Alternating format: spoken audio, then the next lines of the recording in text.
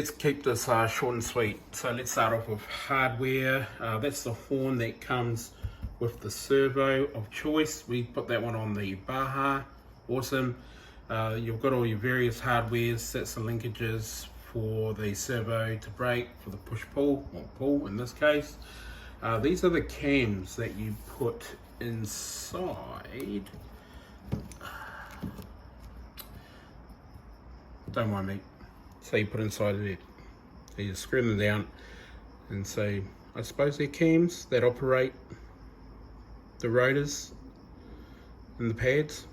So speaking of rotors, we've got some steel rotors, and we got the brake pads. Not too sure what material these are. We've got that all inclusive spacer. This is the mounting bracket that was on the original air brakes.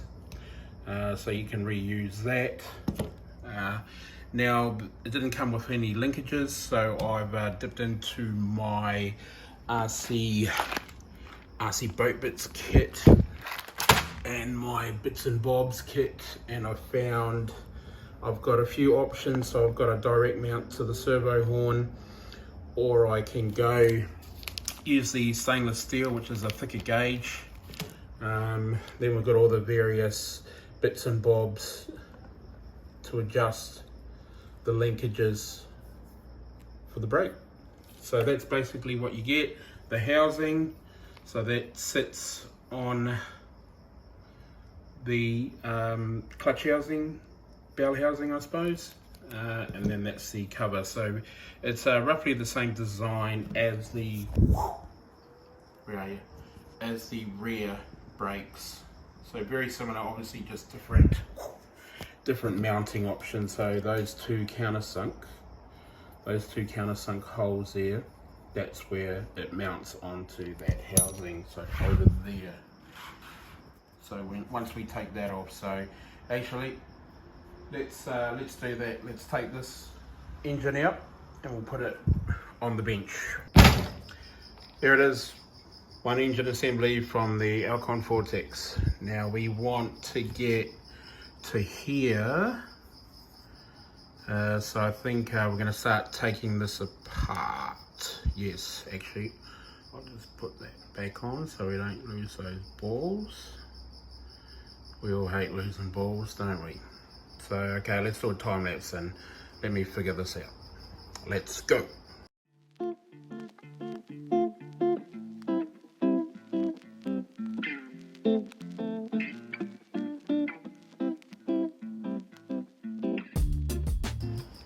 And that's all she wrote. So you see, that's the bit that was mounted. So you can see the 1, 2, 3 mounting holes on there. That is on there. There we go. And there's the other plates that came on it. So that was the issue there. That was leaking. Hadn't worked in a while. I say when they dry out, they probably perish and then they crack, and then you probably get some micro leaks, and it just wasn't holding pressure. So good upgrade from Elcon. They kind of said, yeah, all right, our bad. Let's go back to a mechanical brake setup. So I'm just going to move all these parts out of there. In the bench, that was able to pop off. This there, nice and easy. Just got to always watch out for those balls there. You don't want to lose those. Okay, I think we'll give it a clean, and then we'll start.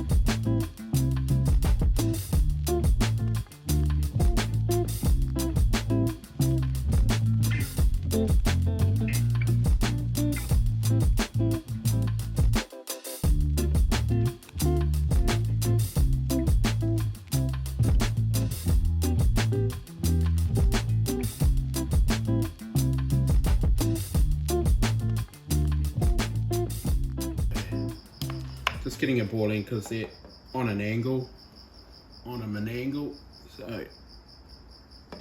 look at that, yep, little crack.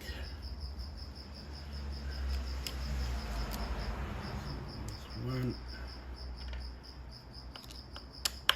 I think you'd be okay with a 3mm wrench. Let's give the last one a go on a 3mm. Oh, well, that one, yeah, definitely can get access to. So when we put it back, let's do.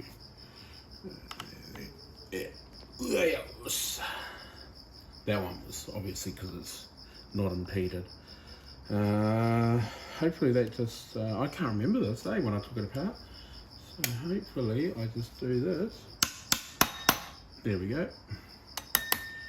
And do a little rock and roll. Voila, look at that, eh? How beautiful is that though? It's the old planetary and all that other stuff, so, but no, we still don't have we still don't have access. So those are the two mounting holes I was saying. But I was able to, I'll show you. Here's the ball end. So was it 2.5 ball. So there, that one there, I was able to get a ball in there and turn the shit out. Yeah, that was nice. And that one there, I was able to get a ball in. So, okay, not that bad. Well, there we go. So I decided to do a time lapse because that was 18 minutes in real footage, and I said, nah, we want to keep this thing quick as possible because it's only a simple modification, upgrade, update, modification, whatever. But it came out really nice. Look at that, smooth. That's kind of ready to mount. Now, the only thing we had issues with is you actually see me at the end of the footage. I took the actual whole housing off to see if I could get access to the rear. So let me take this. Okay, so that's it up close, very nice. So what the issue was, the mounting to the housing there, no problems at all. But it's just those two, one there, and then the one down the bottom that holds this there. So you couldn't get it access from here. Now what I had to use was a 2.5mm ball end, and then I had to put it in here and then squeeze the shit out of it. Actually, I think even a 3mm. Well, we'll try this 3mm, see if it's got any more. But so maybe we'd have to change out that hardware to a cap head instead of a Torx. Gosh, screws up. But that was the only little issue that I seen. But everything else is beautiful. Look at that. See, that's got that shimmy shim in there that I had a problem with the rear, but on this one, mate, nice. So that's it. That's the installation of that there. So now let's do get the servo prepped, and we're ready to throw it in.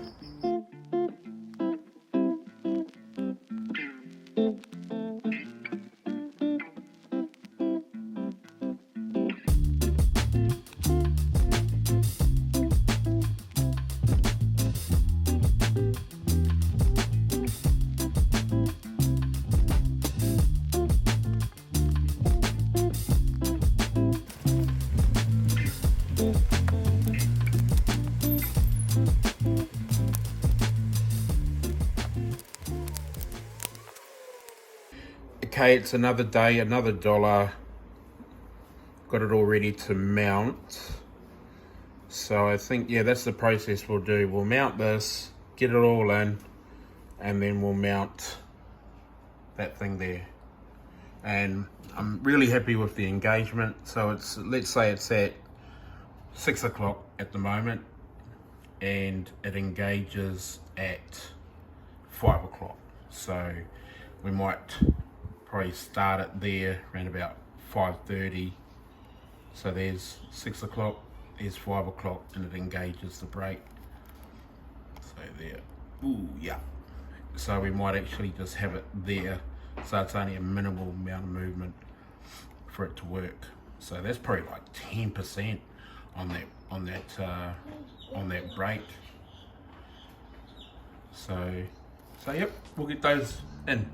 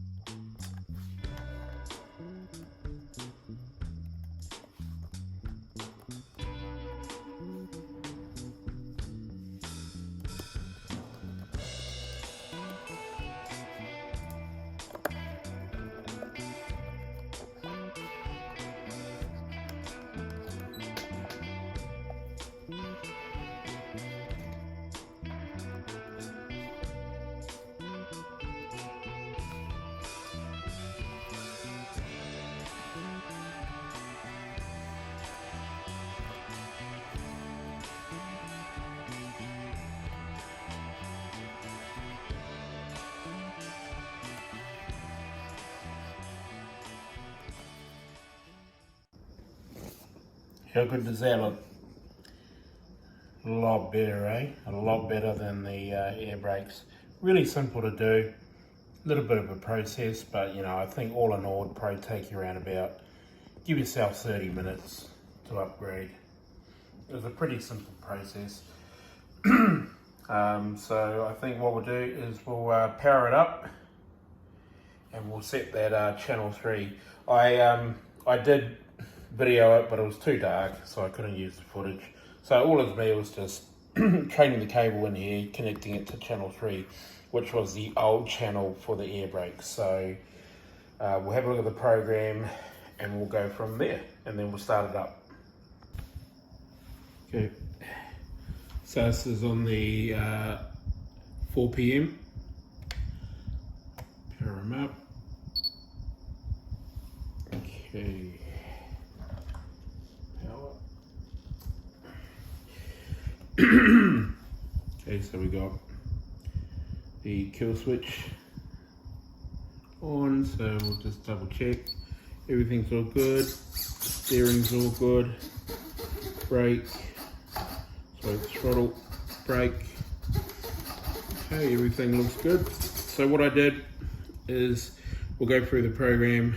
So it's just the normal bind program, and then your the kill switch is on channel 4 on this one. So on channel 3, the other program was I think they did a program mix on here. So, but what the problem is if you got your master steering and then your slave, which would have been on channel 3 on here. So this is only on this remote 7PXR, and is I think a different process and all.